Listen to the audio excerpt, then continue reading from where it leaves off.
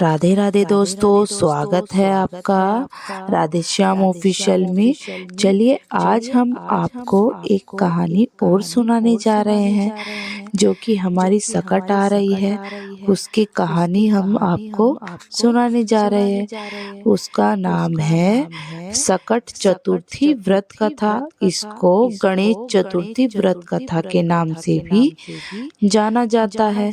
सकट चतुर्थी से जुड़ी एक पौराणिक कथा के अनुसार पांडव राजा युधिष्ठिर ने भगवान कृष्ण से इस दिन व्रत का महत्व समझाने के लिए कहा।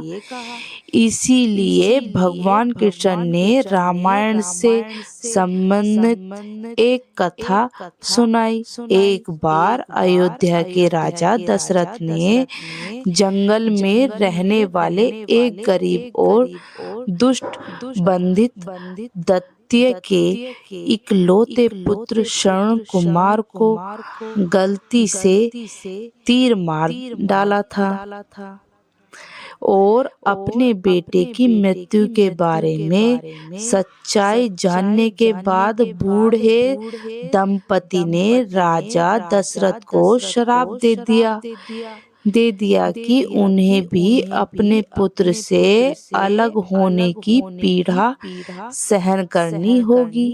श्राप सच साबित हुआ जब वर्षों बाद 14 वर्षों बाद राजा दशरथ को अपने पुत्र राम को कैकेयी दशरथ की तीसरी पत्नी जो चाहती थी कि उनका पुत्र भरत राजगद्दी पर बैठे की आज्ञा का सम्मान करने के लिए अपने राज्य से बाहर जाते हुए देखने का दर्द सहना पड़ा। एक दिन लंका के राक्षस राजा रावण ने राम और लक्ष्मण उसकी खोज में दक्षिण की ओर बढ़े। वहां वे सुग्रीव और उनके एक मंत्री हनुमान से मिले।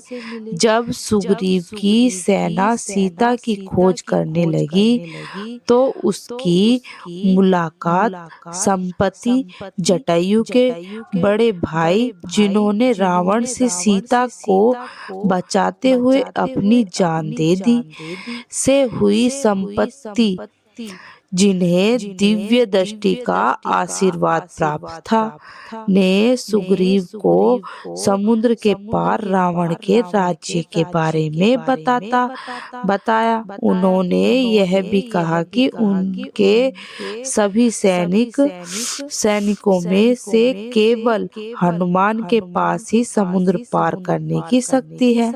हालांकि जब हनुमान को आश्चर्य हुआ कि वह इस विशाल कार्य को कैसे पूरा कर पाएंगे, हनुमान ने संपाति के बताया अनुसार पूरी श्रद्धा से व्रत का पालन किया और समुद्र पार करने में सफल हुए। इसके बाद रावण के पतन और श्री राम की विजय की कथा शुरू हुई। इसीलिए भगवान कृष्ण ने युधिष्ठिर को व्रत का पालन करने के लिए कहा, ताकि वे भी अस्त्र शत्रुओं को परास्त कर सके। हमारी कथा पूर्ण होती है। धन्यवाद दोस्तों।